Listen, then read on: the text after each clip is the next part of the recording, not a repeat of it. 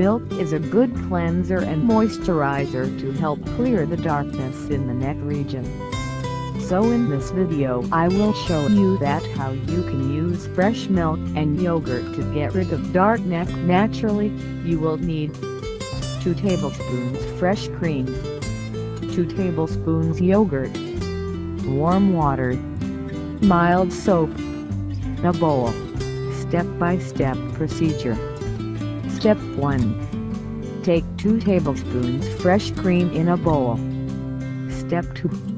Add 2 tablespoons of yogurt. Step 3. Stir well. Step 4. Apply to the dark neck. Step 5. Massage gently for a few minutes. Step 6. Leave on for another few minutes. Step 7. Wash with warm water followed by mild soap. How frequent to use? You can follow this process daily.